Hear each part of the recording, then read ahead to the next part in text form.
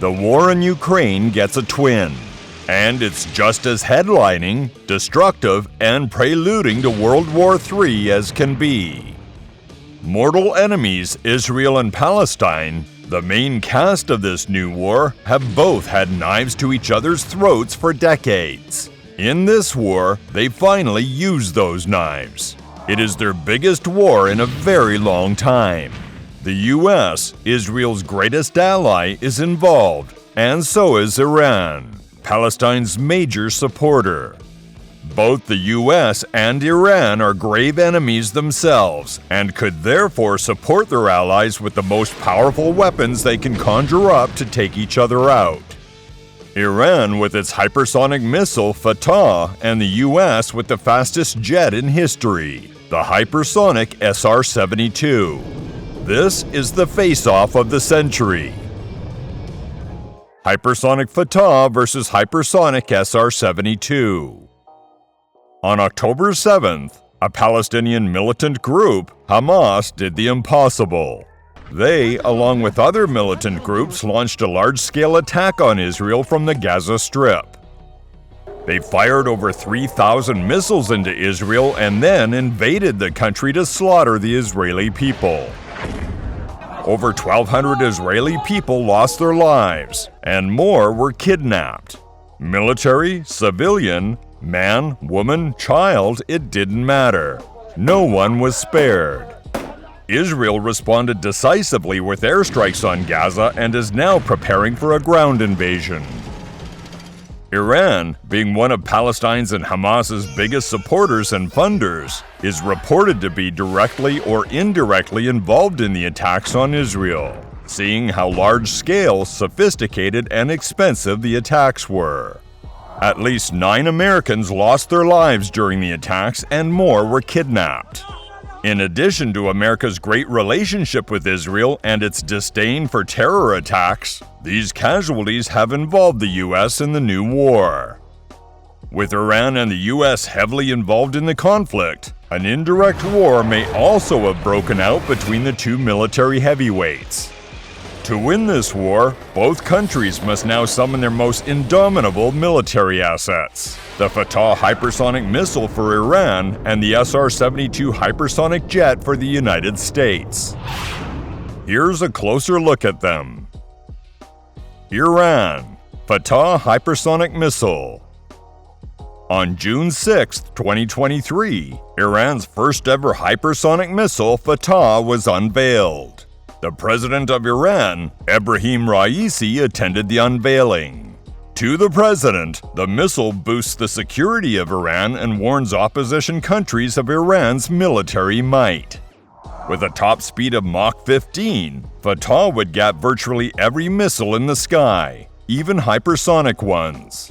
Fattah and other hypersonic missiles attain their blurry speeds in one of two ways. The first is by being air-breathing traditional missiles powered by scramjet engines as they fly and maneuver through the atmosphere. Scramjet engines, unlike conventional engines, have no moving parts because they operate by burning fuel in a stream of supersonic air that is compressed by nothing else but the forward speed of the missile.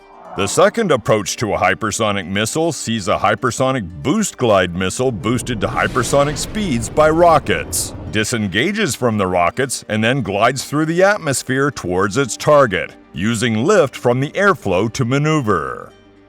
This two-stage approach is what Iran's Fattah appears to have taken, as it allows for insane levels of speed and maneuverability.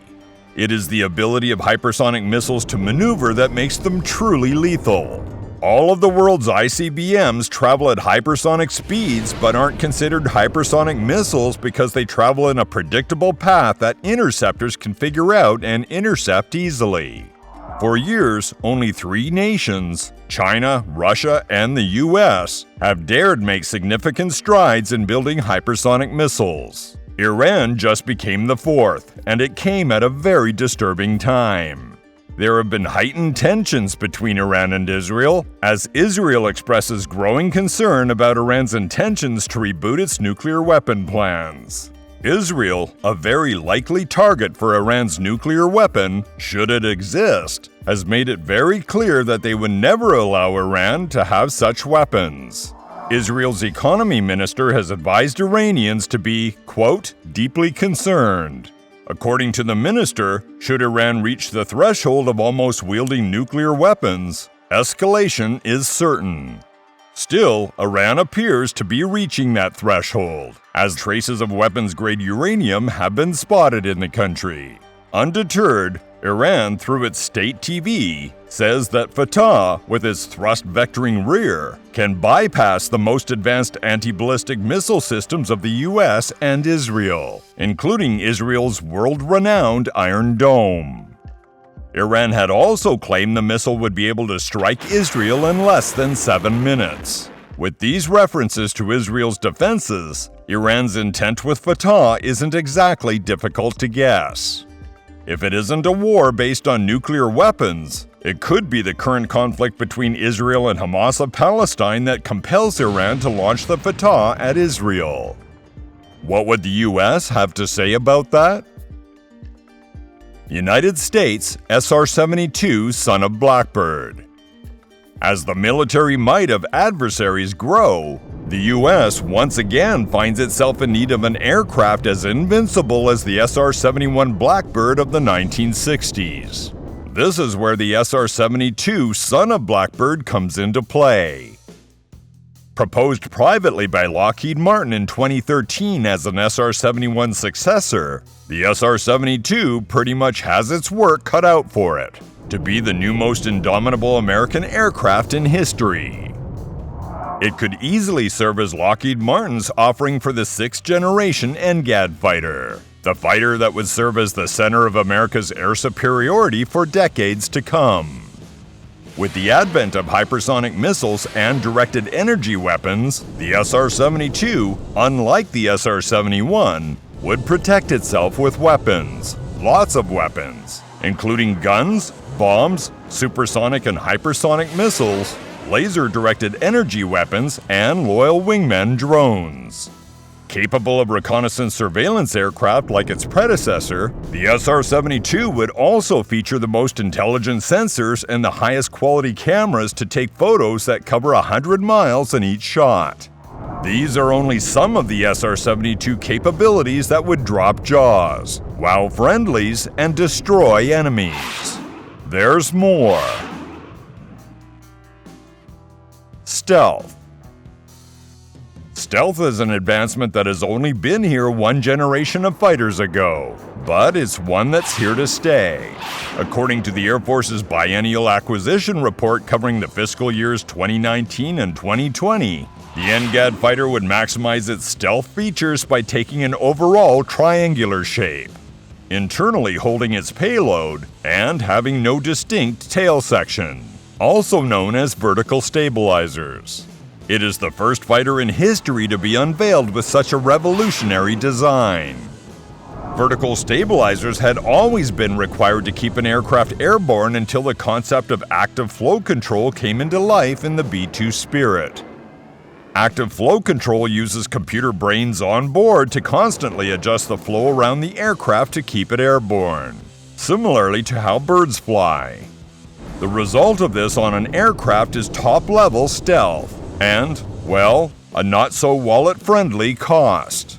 This, to an extent, justifies why the B-2 cost $2 billion, why NASA invested a heavy $1 billion in the SR-72 development, why Congress has budgeted over $10 billion for the Air Force's NGAD program in less than a decade, and why the Navy recently detailed a budget request of over $9 billion for the next 5 years. Advanced sensors. The immediate surroundings of the SR-72 as the NGAD fighter will be miles wide, as it would be capable of spotting targets, friendlies, and points of interest from tens of miles away. The sensors that make this possible come with maximum connectivity, and thus the ability to share its data with every member of the fleet, whether 6th generation or not, keeping every member of the US fleet abreast of relevant information in real time. The US would do away with radars mounted on aircraft to electronically configured smart skins integrated into the aircraft's fuselage. This results in increased sensor sensitivity as well as network adaptability. It also aids with communication across the fleet and ultimately improves remote control. Open architecture. Laser weapons that can take out targets with unrivaled precision, a mix of high-performance guns, missiles, AETP engines capable of subsonic, transonic, and supersonic flight that costs over $6 billion to develop, loyal wingmen, top-of-the-line electronic warfare countermeasures, avionics, and communications are only some of what to expect on the fighter. But despite these advancements, decades of history have taught the US that an aircraft will always have room to be better no matter how advanced it already is, especially with near-peer adversaries getting more and more near-peer. As a result, the fighter will come with an open architecture that enables it to take on new upgrades easily and quickly. All of these would combine to create an aircraft with an estimated unit cost of $1 billion and a top speed of Mach 6, the hypersonic aircraft of the 21st century, the fastest operational aircraft in history, and possibly Iran's greatest threat in the sky. War is never good news. The destruction and casualties are usually at a scale that only war can bring. The world can only hope this war is quenched quickly. But while it's still flaming, Israel, Palestine, Iran, and the United States will give their all to make sure they come out on top. Which country do you support?